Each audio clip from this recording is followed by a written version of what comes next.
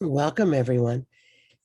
Tonight, I have the pleasure to speak with Francesca Panzironi, who's the Chief Executive Officer of ANTAC, located in South Australia. And it's an organization which is supportive to Indigenous Aboriginal Australian healing. And Francesca herself holds a PhD in law, which before we started this, I thought was quite intriguing and probably very useful. So without further ado, I introduce Francesca and invite you to add anything more that you want to say about your biography or your organization, and then we'll move into our discussion. Thank you, Luis. Good evening, everyone. First of all, I would like to acknowledge the traditional owners on the lands in which we stand here in Australia and there in the United States. I would like to thank Luis for this opportunity to share my story, our story with the Ngangkari in Australia. I'm Italian, so I come from Rome. So my cultural background is Italian, and yeah, just to share my story, I came to Australia about 21 years ago, and it was really it was supposed to be only 1 year kind of experience. I came on a scholarship by the Australian government. And I used that year to research and write a master thesis. At the time, I was doing a master degree in international development cooperation in Italy. So yeah, I was really curious about Australia and what was happening here, particularly in terms of human rights. So that's how, from Rome, I ended up in Sydney in 2001, first of all. I suppose my journey starts with the Aboriginal traditional healer starts in my office at the University of Sydney about 10 years ago. I have a bit of a interdisciplinary background because I graduated in political science, majored in international law, and then international development, the master, and then the PhD in law. And while I was doing my PhD was in Indigenous people right to self-determination and public policy. So once I finished my PhD, I started focusing on Indigenous people right to self-determination public policy in the area of health. And I was looking at some literature, particularly the international literature by the World Health Organization on complementary and traditional medicine around the world. And that's kind of what triggered my curiosity and my I wanted to find out whether there was still some traditional medicine, Aboriginal traditional medicine in Australia. So what happened is that I was reading in this worldwide review about Indigenous medicine around the world of initiatives by the World Health Organization, but also states' initiative of harmonizing traditional knowledge and traditional medicines with national healthcare systems, which I found it quite fascinating. But in Australia, all the chapter, so this report is divided into world regions. And Australia is part of the Western Pacific region. So when I went to read the resources on the Western Pacific region and the initiatives, I found out that there was no initiative in Australia. So all the chapter on Australia was actually on Chinese traditional medicine. as a complementary system of health. So yeah, there was about maybe up to 10 pages about Chinese traditional medicine and how it started to be regulated in Australia, how the Professional Association of Traditional Chinese Doctors came to negotiate with the government about funding and about ways to get into the mainstream, the national healthcare system. And I wonder what had happened here in Australia about Aboriginal traditional medicine. So yeah, that's the starting point. And I don't know, I still rationally, I can't explain, you know, this kind of fire inside me that pushed me to find out no matter what. So I couldn't find much. There were no much resources, written resources. I was in Sydney, and I can't even remember how, but I got in contact with someone in Sijuna, which is a little town on the west coast of South Australia, and his name Toto Salisbury, late CEO of the community control services down there. And yeah, I gave him a call, a bit out of nowhere, and yeah, Toto replied and said,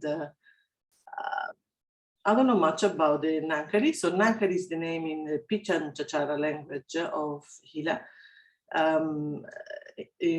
from Central Australia. And he said, look, I don't know much about the Nankari, but they do come here from Central Australia every now and then, and they do the cleansing of the hospital, and they see patients. So why don't you get a flight and come down here? Yeah, so I said, yes, I'm coming. So the next teaching break, I just got a flight, and I went to Sijuna, this little town. I had even no idea where it was. And yeah, Todo was very nice. He took me around to the community, he introduced me to everyone. You know, I told him, look, I'm Italian. I'm not an expert in anything. I just found very weird that there is no trace at all of Aboriginal traditional medicine, and I can't find any information. And I wonder what's the status now. So he said, look, there are a lot, and you know, particularly from Central Australia. And if you're lucky, you might see them here when they come here, or I can put you in contact with other people. And yeah, I spent a few days, and also went back to Sydney to teach. So it has been a long time. I mean, it's been a long, slow process. So I was sitting in my office, and just I couldn't forget about the meeting and about the possibility of really documenting what about Aboriginal traditional medicine somehow. I found it really unfair that, for example, like a traditional Chinese medicine coming from another country, you know, was the first port of call in a worldwide review of indigenous medicine around the world in Australia. And yeah, so what happened then is that every time I had a bit of time, a teaching break or holiday, I would go back to South Australia. So it took about 3 years, and I started interviewing anyone who might have had some familiarity with the Nankari work, the Aboriginal traditional healers work from Central Australia.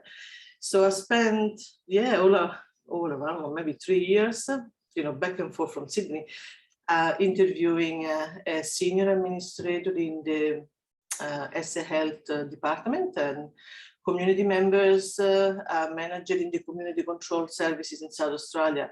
And eventually I wrote the report, Hand in Hand, Aboriginal Traditional Medicine, which gives an overview of indigenous medicine, a little bit from a legal and policy perspective as an introduction.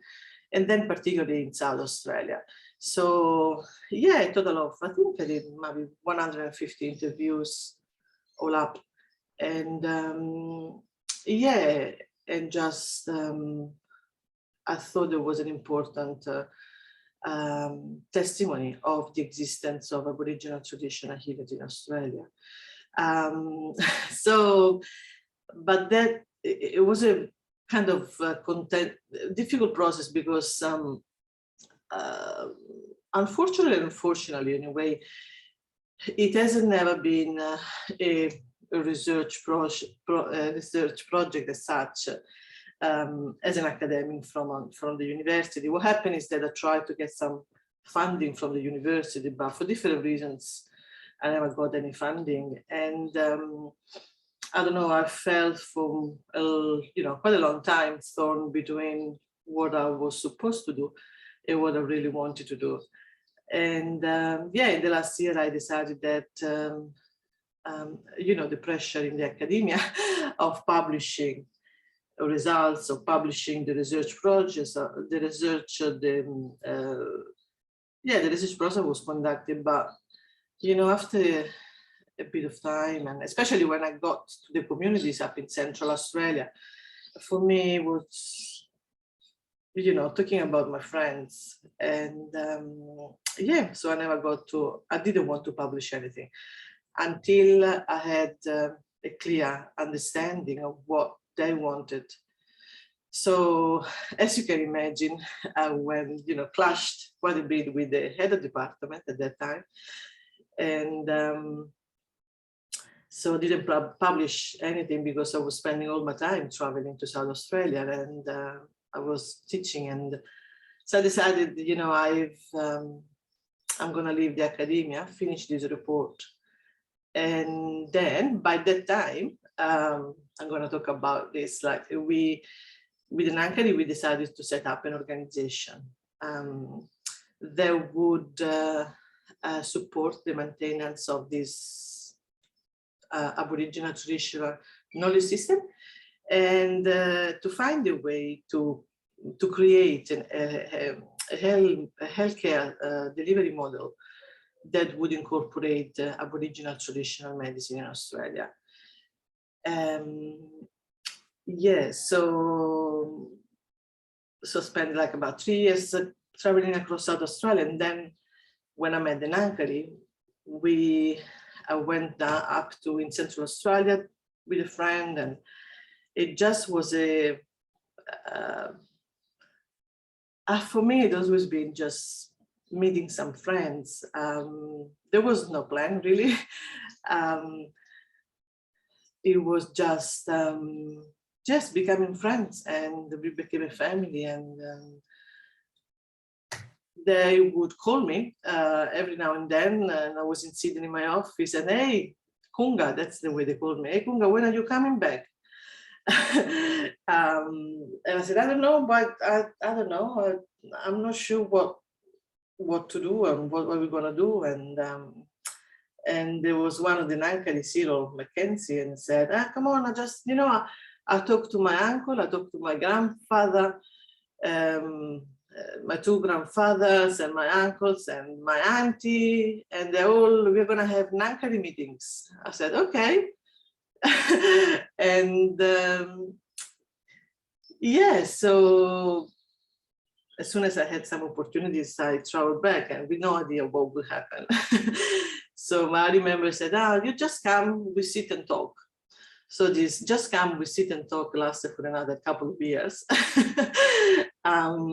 And again, every time I was not sure what I was doing. I mean, I knew that I had to travel. I don't know if you ever have this feeling that that you are doing something that makes sense to you, but you don't really know what you are doing. I know it's a bit weird. But yeah, so we started having these Nankari meetings, and I would just go to one of the communities in Frigon. And so Frigon is a little community which is located in the far west north of South Australia. and that country is called the APY lands, so Alango Pichanjara Yankunjara lands, which has some autonomy status within South Australia, and there are about 10 communities. So yeah, I would travel there, but Cyril and Debbie were, and just waited for something to happen. And yes, sure enough, after a couple of days, you know, I would see all these Nankari coming from the other communities, and yeah, just spending. Sometimes we sit under the tree. Sometimes it was too hot. We went to the council meeting room. So yeah, I have beautiful memories, and spent a few days there every time, and then yeah, they basically what. To cut a long story short a bit, what they were telling me is that we would like to heal people. People need healing, our healing. We are the healers of this land, and nobody can take this away from us. So, and they said, we want to travel. We can travel across Australia and heal people and communities. And they said, you can help us to do this. So at the beginning, I said, look, I'm a teacher. I don't know. I have a bit of background in development projects, but in project development, but I don't know. So over time, I said, yeah, you're gonna do it. So they had a very clear plan. And yeah, so I did my homework, and yeah, we decided to. I proposed them, look, I think that one of the ways would be to come together as an organization, as an NGO, and the best legislative, as a legislative body, as an aboriginal corporation under Australian law. And yeah, so we formed ANTAC, which is actually the first organization in Australia whose members are all Aboriginal traditional healers. So yeah, and here we go. So we form ANTAC on paper, and the healers were there, and yeah, I mean, they were ready to go. There was only one problem, big problem, that we had no funding. So let's start the second part of the story. So yeah, it was hard, very hard to start. In our mind, we were already imagining, to travel be in the Prado Toyota and travel across the country. But yeah, it took another couple of years, I think, to secure some funding, and then we started. So in terms of developing a service delivery model for the traditional healers, I just look around and just see what kind of opportunities were available. So we just created a website and a Facebook page, and we said, I don't know, we pick a room and said, Aboriginal traditional healer from Central Australia, providing healing sessions. And to our surprise, in 24 hours, we were booked out with waiting lists. So it kind of, I never expected that. Wherever we went, there were hundreds of people who wanted to see the Nankaris and have the healing. So it actually has been quite overwhelming, so that the demand is so high that we were struggling to to go everywhere they wanted to see the healers. So I think what I learned and what we learned together is that sometimes things seems impossible to be achieved, but you know, if you really put your mind and your energy and your heart in that, you can achieve what it seems impossible.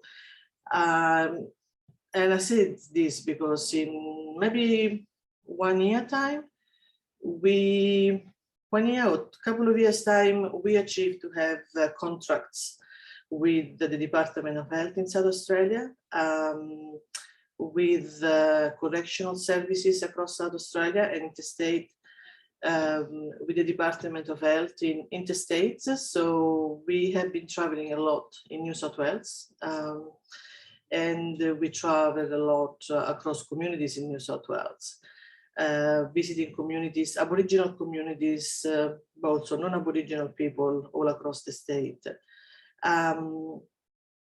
So we have established contracts with the Aboriginal Community Control Services in South Australia and interstate, and also working with any organization that wanted to engage with us. So Department of Housing, Child Protection,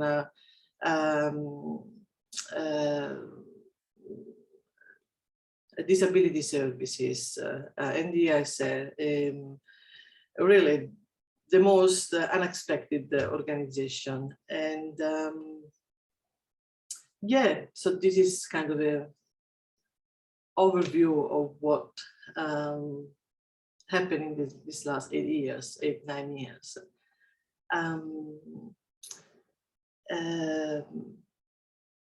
I wonder if you want to know a little bit about the healing practices, or? Sure. Yes, I'd love to hear about the healing practices. Yeah. So again, for me, it's been a learning process. When I met them, I had no idea what kind of healing they were doing. So the Nankari healing is a very holistic, integrated approach to health and sickness. They have different methods. The main methods is hands-on. It's a hands-on treatment. It's not a massage. Is not is anything like any other modality of hands-on healing treatments. They have the powers in the hands, and they can feel and see sickness, pain, and they touch the body of the person, and they can extrapolate the pain on the sickness with the hands. So they don't use any other instrument, as to speak. It just, you know, every time they talk to someone, or when they started talking to me, they say, that's our hands. This is the main method. The other one is what they call looking at Kurumpa. Kurumpa in Pipaljara, in Pijanjara language, means spirit. So they have, and I think this is the greatest contribution that Aboriginal traditional healer brings to us, you know, to the understanding of who we are, and you know, what it means to be healthy and what it is well-being. Because in our, and I say our, meaning, you know, the mainstream biomedical model, there is no space or consideration of the spiritual side of who we are. Whereas for the Nankari, it's you know, it's the main part of our being. So and they see sickness as also as an expression of some imbalance at the spiritual level. So the first thing that they do when someone steps in the clinic, they assess the spirit. So they have gifts given from the grandfathers, and they uncle and aunties, they can either see or feel and touch the spirit. So the first say diagnosis is that whether the spirit is in the right place. So they say they can see the spirit of people, and they say it sits here in the center of our chest. So they can feel whether the spirit is at the center of our chest, and you know, whatever kind of presentations people come with, no matter whether it's an emotional distress, whether it's a psychological issue, whether it's a physical issue, complaint, the first thing that they see whether the spirit is in place.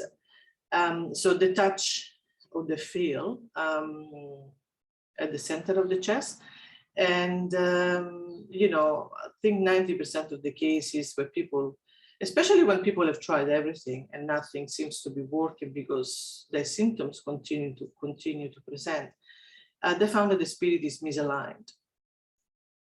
So I've learned that this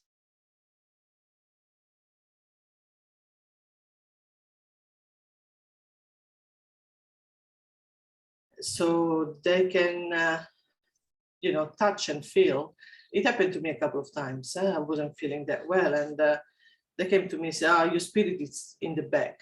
So they can actually touch the spirit and push it through, not pushing through, sorry, kind of slide through the body and just bring it back to the front. For example, in my case, it was in my shoulder at the back. But, you know, it can go down on your abdomen, or most of the time sideways. So why is that? It can be for really anything. It can be because of a nightmare at night, or it can be also for, you know, for chronic, as a consequence of chronic disease. It can be for emotional distress. It can be for psychological issues. So the first thing they say, the most important thing is to have the spirit in the right place. So interestingly, the spirit can be jumped out of the body. And, you know, at first I was so surprised. I never imagined that that could happen. And I thought that someone's soul, you know, would go jump out of the body, someone would die. But no, that's not the case, unless it stays, you know, outside for a very long time, or it gets lost. So I can tell you some stories, if you like, and maybe a story which is fascinating, and that can highlight, you know, the unique skills, and how really the skills could enrich the way in which people could be careful. Clinic, young man comes, no pathology diagnosed, just, you know, feeling very down, no energy, lack of concentration. A young guy, maybe 18, 20 years old. The father was very worried, couldn't complete school. So he comes in, and one of the healers, Debbie, said, "Okay, just lie down." So as soon as he lied down, Debbie looks at me and said, "Oh, there is no spirit here." So he touches, kind of trying to feel whether the spirit is in his body, and said, "It's not here." And so he said, "Oh," so she called me, said, come inside. I can't find the spirit." So she started looking around, and really looking around, physically looking around. So moving chairs and looking in the corners, and she then said, "We have to go outside." So she started looking for these young men spirits outside the clinic. So we went. She was, you know, she went through all the waiting area, and yeah, nothing. And then she went outside, and then she came back. So she became a bit distressed. And then somehow, while she was looking around, she went back in the room, and she turned, and she told me, "Oh, he came back." So the spirit was out of the body and he was sitting in the chair. And while the man, the physical body of the man, was lying down just opposite side in the room. So and it was so real.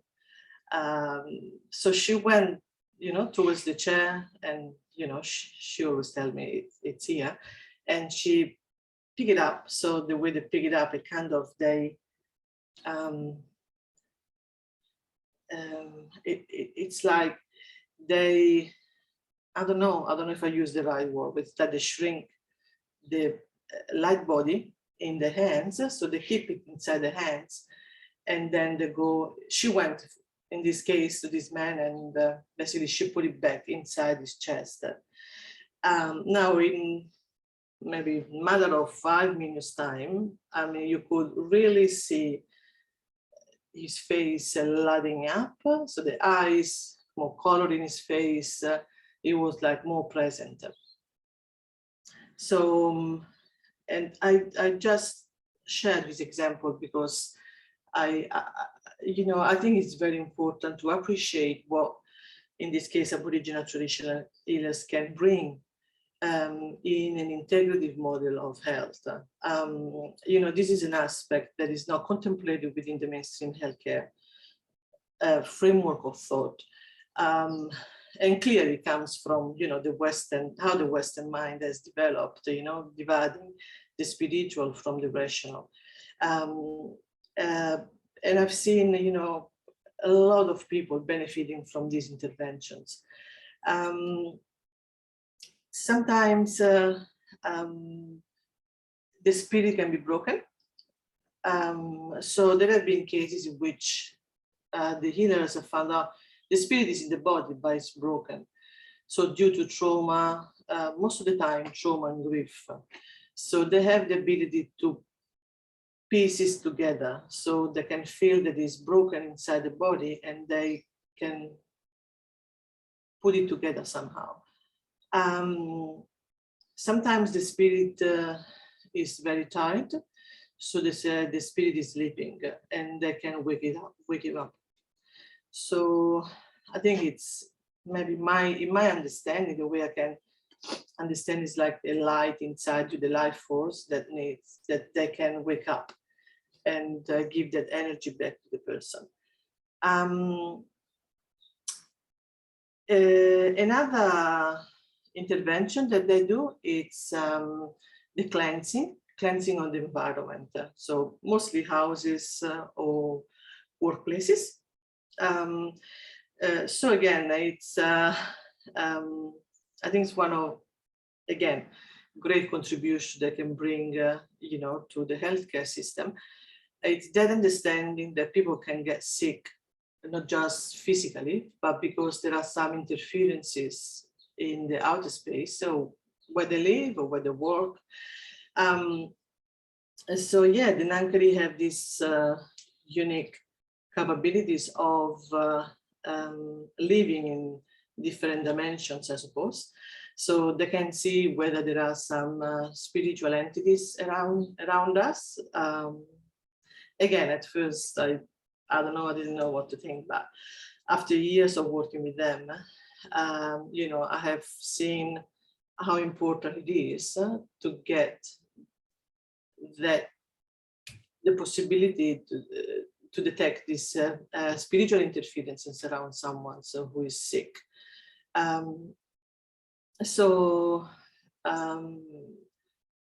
For many people, I suppose my sounds a little bit weird or out there, but I have witnesses, and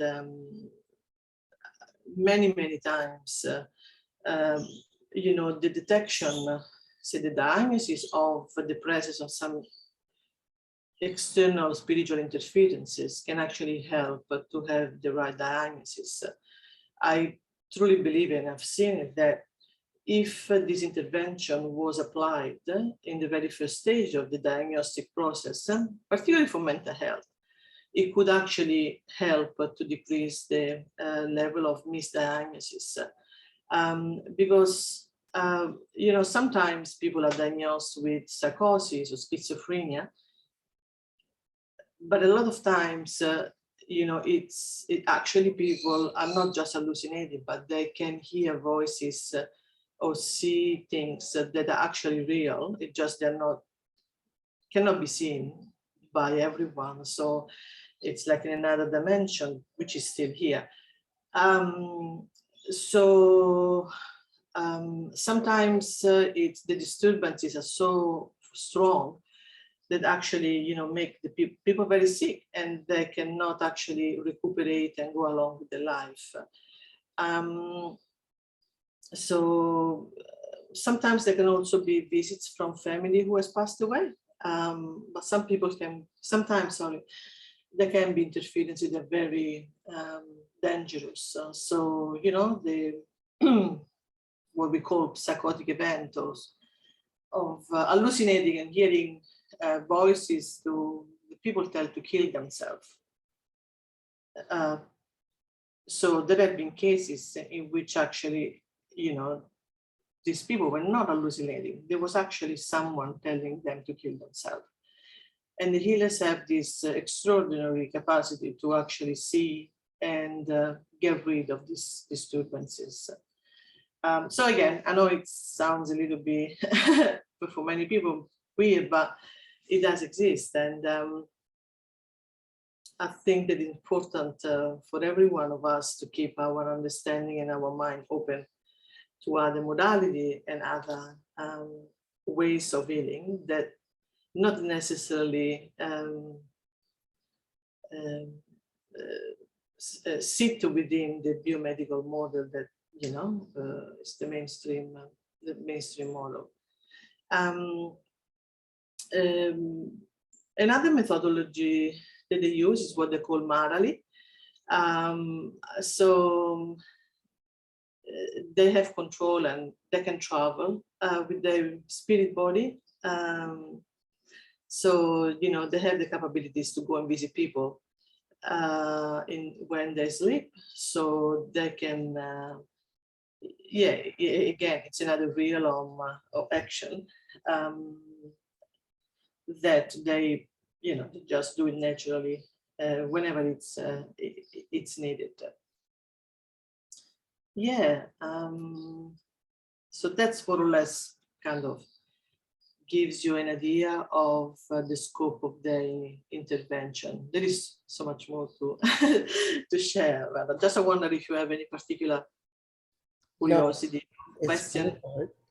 It reminds me, my wife and I and a colleague, Robert Crocker, and our two Australian colleagues, Tony G and Sally DeBesh, participated for 5 years in a cross-cultural exchange in East Gippsland with the Aboriginal community there.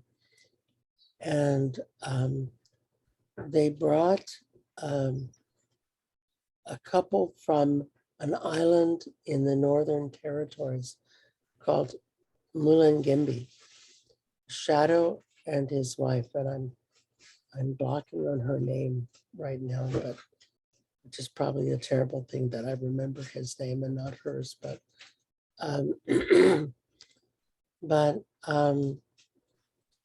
and they brought some of their relatives from the Northwest Territories. And so we did Lakota ritual, the Inipikaga, the revitalization ceremony, and we did some indigenous North American hands-on body work. And they did their version of hands-on healing. And they also did a smoking ceremony where they smoked me. I've got some great pictures of being smoked.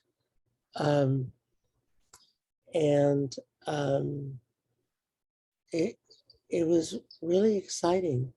And then after that, we went to Alice Springs and we did some trainings with the Center for Rural and Remote Health of the University of Adelaide. And we got to meet a collective of Central Australian Indigenous healers, mostly women, who were doing their thing in this house in Alice Springs. And as a side business, they were selling salves and herbs and things, things that they made. So I do, to some degree, relate to what you're describing, because I've experienced this work. And you know what was fun? I mean, it was both fun and terrifying and exhilarating. In Alice Springs, so the women called me out. They said, "We can tell that you do healing too. So come work on us." Really? And so I'm like, go. And so I did. I did what I do. And for 2 or 3 hours with a variety of people. And they were like, "Right on, mate. Good work." Excellent. Yeah, so it was a real cross-cultural exchange, and it sort of brought home to me that across the Indigenous world, whether it's Australia or North America, that these things are happening and people are doing healing. And it's very similar, that it's all about energy and about how to move energy. And some of our Lakota elders talk about creating a safe space for the medicine, which is to be they call it being a hollow bone, to just let it flow through you and do what it wants to do without influencing it too much or interfering with it too much, but just be present for the medicine. And I was so impressed that was what these women were doing in Alice Springs, in my descriptive terminology, which is not necessarily how they would have described it. But Yeah. but it was really awesome.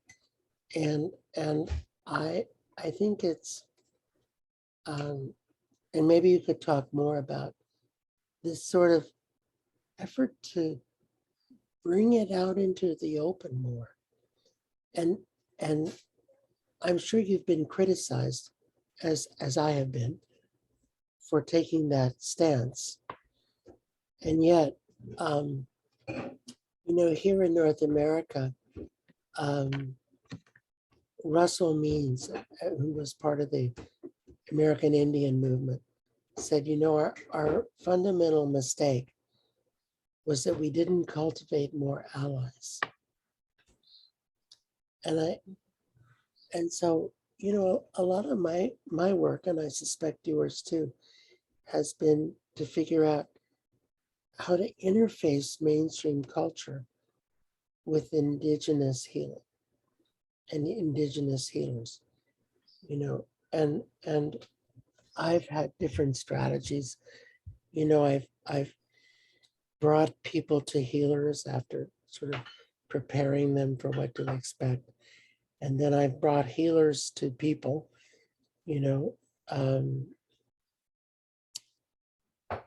and I've also tried to fill in sometimes for healers when there aren't any, in my own way. And whatever you do, people will criticize it. And so I wondered if you could speak to your efforts in that regard, and if people have criticized you and what you're attempting, and, just to say a little bit more about that. Yeah, sure. Luis, I just now realizing the layers of barriers that have been gone through through this, 10 years process. Because, when I started, I don't know how to put it, but when I started thinking about this, thinking about what could be done, of the importance of the healing and how to bring them to people and how to create basically a bridge for everyone to reach out to the healers if needed. I thought there would not be any barrier so that I wouldn't encounter any criticism. I don't know whether it's to be naive or it never crossed my mind. I just, I was just like a train, just aiming to the, end goal and not looking at anything else. But I have to say over the last maybe year or so, I realized how many barriers I actually had to overcome. So from different perspective, well, one kind of they intersect to each other. One barriers for me being non-Aboriginal, I'm Italian, and for some reasons I got into this path, and I never questioned why me. But a few people made some comments or some criticism or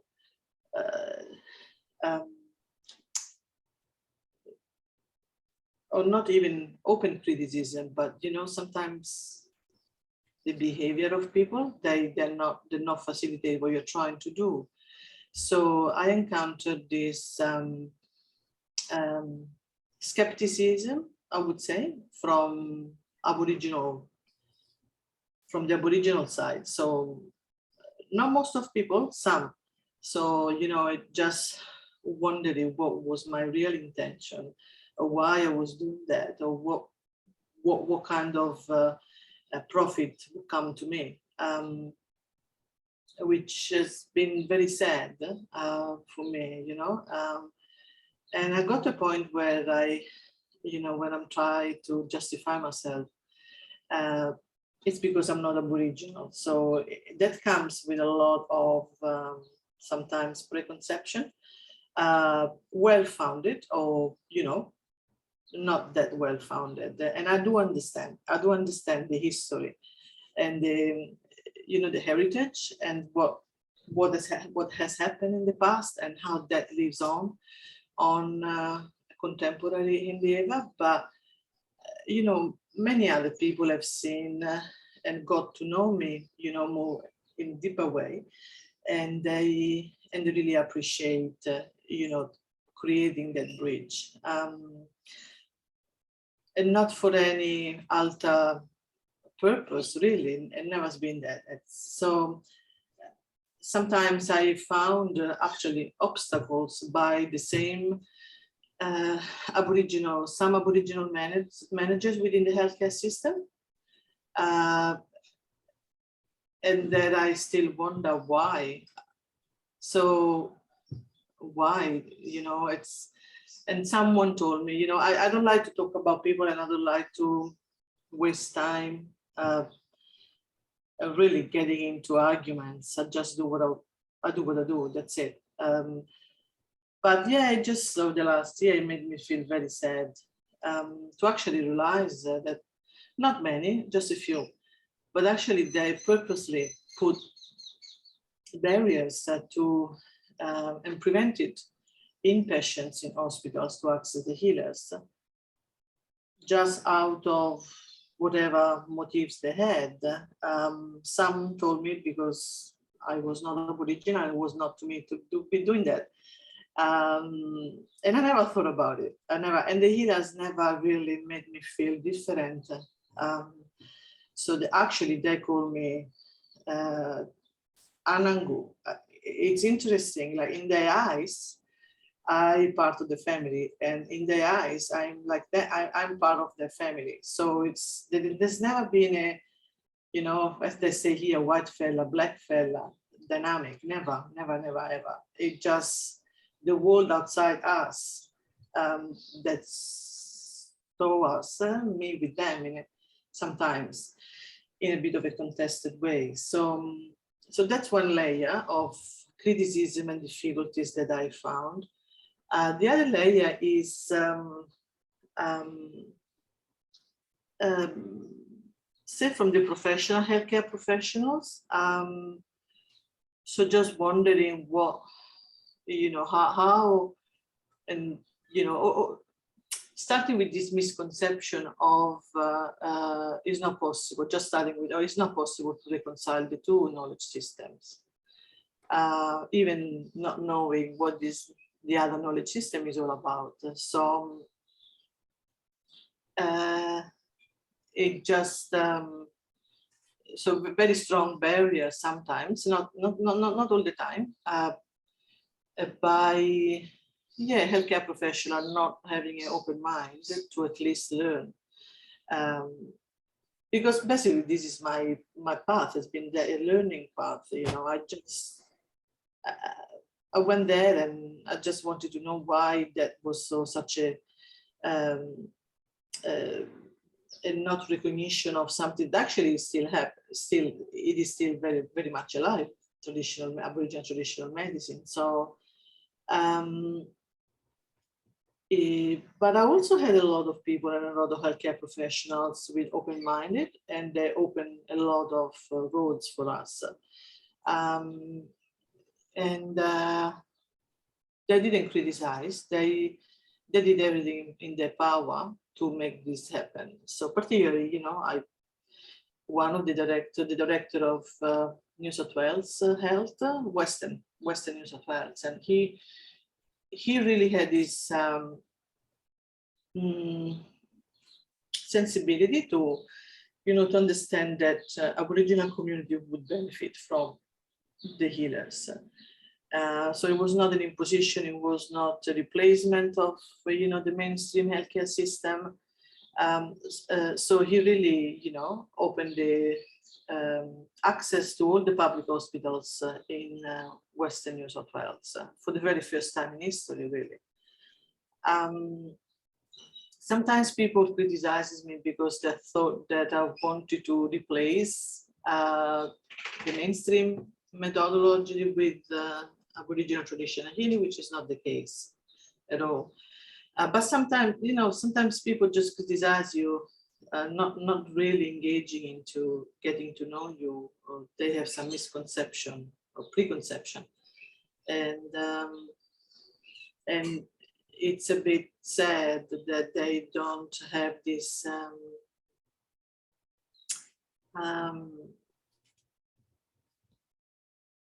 this understanding that, you know, you really need to know the person, you know, before you get into any, you know, ostracizing mood. You know, it just it just still very, it hurts me that some people just judged me or criticized me for, you know, the color of my skin, because I was not Aboriginal, and they might have thought what I wanted to gain or what I wanted to do, and not really, you know, taking any time to get to know me. Yeah, so it has been hard sometimes, but I think we all have to learn, and yeah, I hope that someday all these people will see that, you know, there was no other motive beyond what I wanted to do. You know, it's a story. It's a story of a group of friends and a family. And that brought a lot of healing.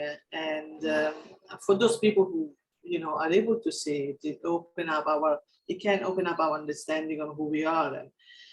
And because it did for me, you know, it really, it can broaden our understanding of our existence on Earth and how we are impacted by, say, you know, spiritual interferences. So something that in the Western world has never been, it's been just put in the corner and just labeled as other witchcraft or something that you don't talk about, something that is a nonsense.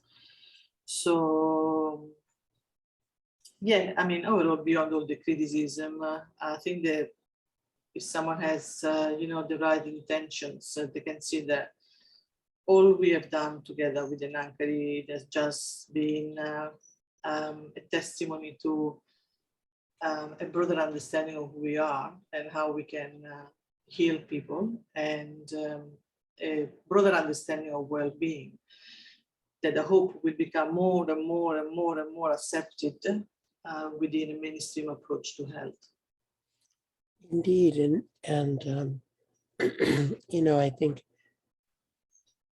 many of us are in agreement that the world needs these indigenous ideas and practices in order to recover from settler, colonial, capitalist ideas, logical, positive, empirical, rational notions of materialistic ideas.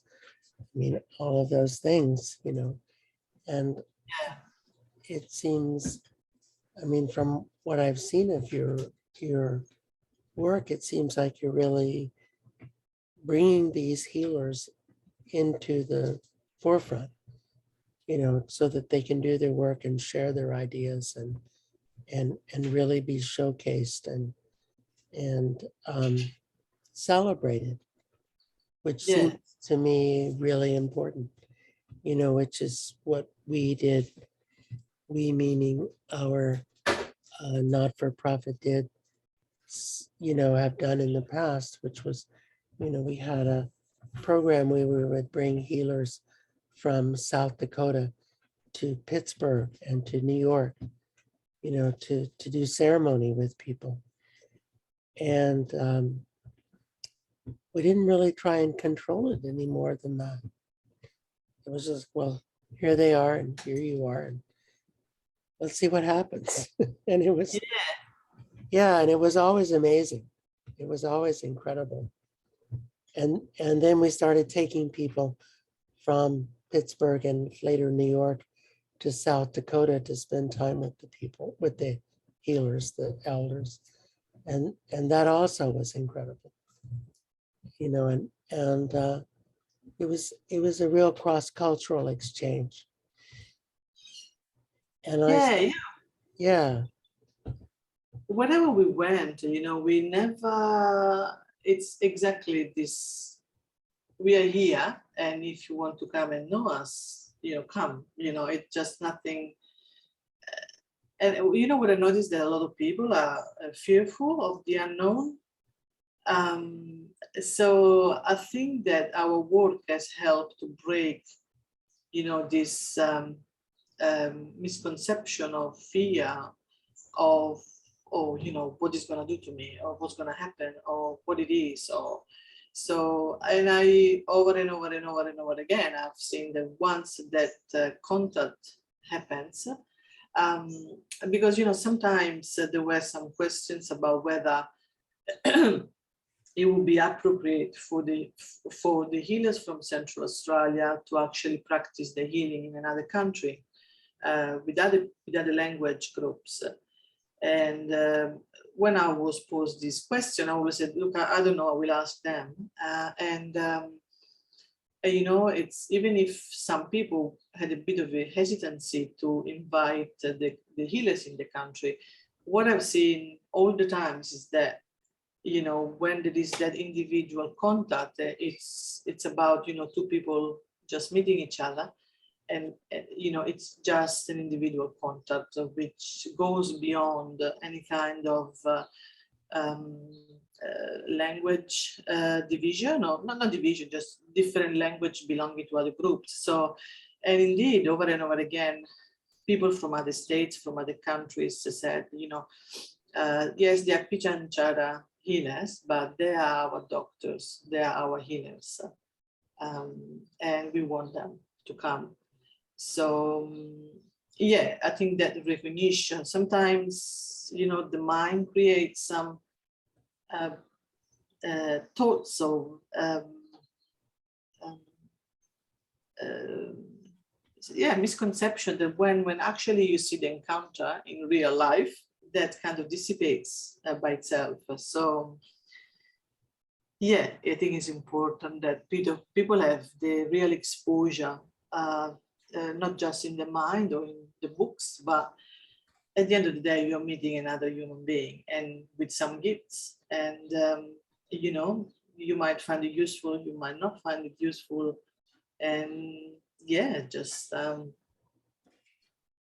it's a it's an individual interaction at the end of the day.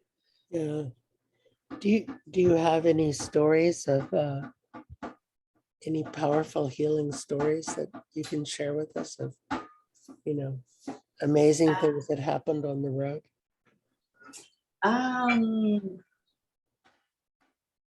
A lot, you know, when that happened. Yeah, I can think of this. Actually, there is also a video done from the national TV on this story that I can give you the link if you like. Yes, Um, please. yeah. So this lady, she suffered from, you know, several. She had like maybe 10 strokes, you know, over the period of 10 years, and she would not walk properly. She had to use the what is called the ambulance, and then she's an Aboriginal woman from Western New South Wales, and she didn't know about the Nankari, but one of the social workers said, you know, there are, you know, some Nankari from Central Australia coming to visit the community, and they're offering treatments. Would you like to meet them? And then she goes, yeah, I've kind of nothing to lose. So she was not paralyzed, but she couldn't walk for many years properly. And yeah, I was there, and there were two ladies at the time. So we were traveling with two Nankari ladies and myself. And yeah, you know, as usual, I'm outside doing all the kind of paperwork, just assisting people to get into the consultation room. And suddenly I heard this scream, and I said, "Oh my God, maybe she fell from the massage table or something. What happened?" And she came out and she was crying. And I said, "Oh, what happened? Like, did you injure yourself or what happened?" But she was walking. Then I realized that she was walking by herself. And she looked at me in tears and said, "No, I can walk, I can walk, I can walk." And, you know, I didn't know much about her story. You know, usually I don't ask, you know, the details of the story, just let people go to see the healer. So, and then Debbie Margaret came out. I said, "Debbie, what happened?" And he was so funny in a way that she can walk now. We told her that she could walk. And then, so basically said, "Yeah, but what happened?" "Oh, yeah, you know, you just massage the legs, and we could see there were some blockages there, and we took the blockages away." And this has happened a few years ago now. And as you will see in the video, she said, "You know, since the day I never used the things to walk anymore, and I lost 20 kilos. And you know, I walk everywhere I can with my husband, and it's just my life has changed forever." So this is one of the amazing stories that happened, and yeah. So she said, "I never, you know, I rarely now lie down because I lie down for so many years." Wonderful. That's Yeah. great. Thank you. It's very awesome. And how about, can you speak to what's something powerful that transformed in you from doing this work? Me? In you. Yeah. for me is it just for my understanding of who we are, because I grew up in Rome from a Catholic family, just I suppose mainstream girl, went to school and all the usual, and the most important learning and emotionally, and I mean my mind, it's that this understanding of the spiritual side of who we are, and that because I've never, coming from a Catholic family, you said, the church is there and your body's here. So, you have the divide in your mind. And I think that the healers kind of brought together these two parts of myself. So it's the understanding both rationally that, because, I always thought, in the Catholic teaching, you have a soul and, once you die, but when you talk about the soul, is always about when you die, you go up to heaven or, you go to hell. So the understanding of your spiritual part is more like in the afterlife. I don't know if I explain myself. So there is not much in, teaching about really the place of the spirit in everyday life, and especially in terms of how can it impact your health. So, the intervention of the Nankari and they did drawing for me, to make me understand. And I found it fascinating because I realized that, we live in interconnected and multidimensional world. That you can read in the books, but once you actually live it, and with them it was always the case. So the ability to see it, to interact with beings that are not physical, but they're still here. So it just made me realize that, well, first of all, we are never alone. Secondly, we are always surrounded by other dimensions, and they can have an impact on us. And also that we can get inspiration from these presences. It's just that we need to open our mind and our heart to listen to what's happening, or to capture that subtle signs sometimes. So that's what I've learned from them, that ability to be in this dimension, but also to be aware of the other dimensions in the day-to-day life, not through meditation, not through an altered state of consciousness. So it actually, you don't need, I mean, for people who don't have the skill, I suppose you need that kind of altering your consciousness to access other dimensions. But, with them, it has been like all the time. As we travel on the road, just looking at the tree, looking at the rocks, so they see beings. So there are some special places, or walking at night in the city, they can see people who passed away. It sounds a bit like a movie, but it's to me it's real, and to me I live with them and I share this with them all the time. So that it actually is that the case, and so. That's my more profound understanding and gift, I think, that they gave me. Yeah. So one of the things that interests me is that so the healers with whom you work are able to access multiple dimensions easily and without trance or without a big hoopla. And yet, for the most part, Euro-American, mainstream Australian people are not able to do that.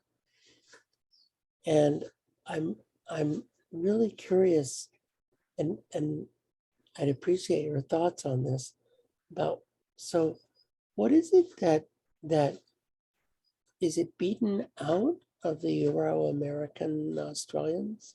What is it about?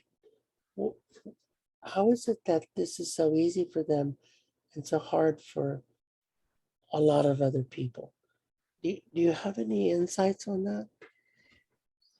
Yeah, I think it's easy as to speak because uh, they go through a lifetime training process. Mm, Is now they're born with some gifts, but it doesn't happen just like this. So they have their third eye open, and that they as in our mainstream system we have a training um, learning training path. They have that as well. So it is possible with them because they learn from country and they are empowered with gifts that come from the land and then come from the spiritual world. So that's why it's because they have in the body some spiritual gifts. mm. So it's not outside, it's inside. So everything is inside them. And that's what makes them the other reality accessible to them. If it's one reality, if it's another, it's more dimensions. I don't know. Um, but they, yeah, physically, like as in the human body. So there are some, let's call it tools. If you want to call it tools, gives the tools that are powerful and they allow them to see and to interact with this other dimension. So, so what you're saying is really they participated in a long training process that Yeah, perhaps began at their birth. yeah, yeah, yeah, yeah. They told me the Yeah. stories, and it starts. It's a lifetime, so it starts, and it's very well. It's of course it's an oral tradition. It's paced, in a way that it's according to traditional law. So Right. you go from one step, second step, first. You don't go from the first to the last. Mhm. It's like go from primary school to secondary school in my system. That. So Right. it just it goes through steps of learning and passing down knowledge. So I've seen it, with the elders when we were together. So um, a lot of times, it just, and it's a very, sometimes it happens in a formal way because they invite, I'm their family. So, they don't see me as someone who comes from overseas, or they see me like them.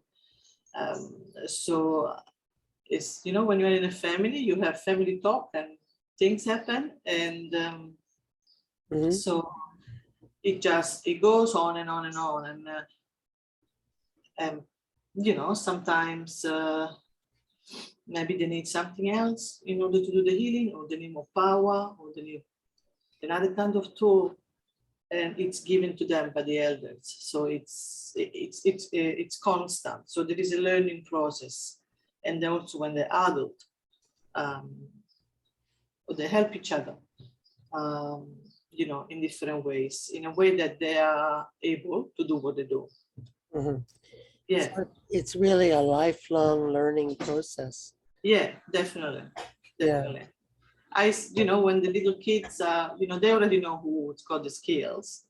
And I see like a couple of years old or 3 years old, and they just, they just like, they just start with their little hands and they teach them, all the time.